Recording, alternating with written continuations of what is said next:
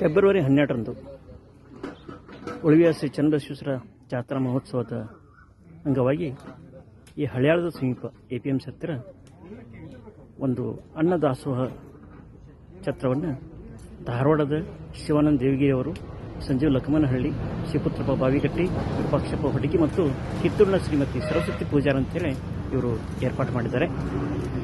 ಹೆಚ್ಚಾಗಿ ರೈತಾಪಿ ಜನ ಈ ಉಳಿವಿಗೆ ಹೋಗುವಂಥ ಸಂದರ್ಭದಲ್ಲಿ ಚಕಡಿ ಮೂಲಕವಾಗಲಿ ಟ್ರ್ಯಾಕ್ಟರ್ ಮೂಲಕವಾಗಿ ಹೋಗುವಂಥ ಸಂದರ್ಭದಲ್ಲಿ ಮಾರ್ಗ ಮಧ್ಯದಲ್ಲಿ ಅವರಿಗೆ ಅನ್ನದಾಸೋಹವನ್ನು ಈ ತಂಡದವರು ನೀಡ್ತಾ ಇದ್ದಾರೆ. ಇವರು ಇದನ್ನು ಸತತವಾಗಿ 6ನೇ ವರ್ಷ ಪ್ರಾರಂಭ ಮಾಡಿದ್ದಾರೆ. ಇದು ಅನೇಕ ಭಕ್ತಾದಿಗಳಿಗೆ ಅತ್ಯಂತ ಅನುಕೂಲಕರವಾದಂಥ ಒಂದು ಸಂಗತಿಯಾಗಿದೆ. ನೀವು ಬರ್ರಿ ಸರ್. ಶಿವಾನಂದ ದೇವರಿಗೆ ನಮಸ್ಕಾರ ರೀ.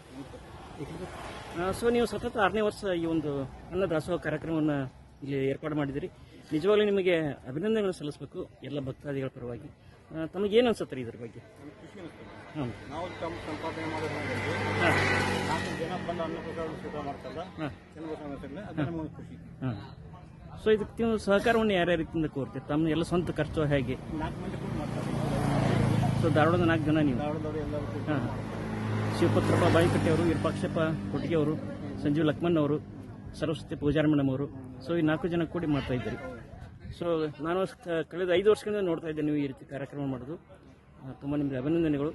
ಇದೇ ರೀತಿ ನಿಮಗೆ ಬಸವಣ್ಣ ಇನ್ನೂ ಹೆಚ್ಚಿನ ಒಂದು ಶಕ್ತಿಯನ್ನು ಕೊಡಲಿ. ಪ್ರತಿ ವರ್ಷ ಇದಕ್ಕಿಂತ ದೊಡ್ಡ ಪ್ರಮಾಣದಲ್ಲಿ ನೀವು ಈ ರೀತಿ ದಾಸೋಹ ಕಾರ್ಯಕ್ರಮ ಹಮ್ಮಿಕೊಳ್ಬೇಕಂತ ಹೇಳಿ ತಮಗೆ ಶಕ್ತಿ ಕೊಡಲಿ ಅಂತ ಬಸವಣ್ಣನಲ್ಲಿ ಕೇಳ್ಕೊಂತೀನಿ. ನಮಸ್ಕಾರ. ಭಾಗವಹಿಸಿ ಎಸ್ ಸರ್. ನಮಗೆ ಇದು ಮಾಡಿದ್ರೆ ನಮಗೆ ಅಭಿನಂದನೆ. Yes sir, thank you.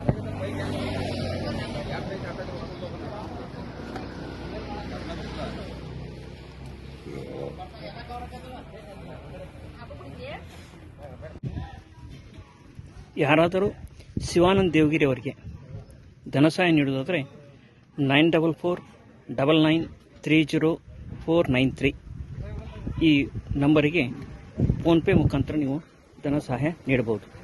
ಧನ್ಯವಾದಗಳು.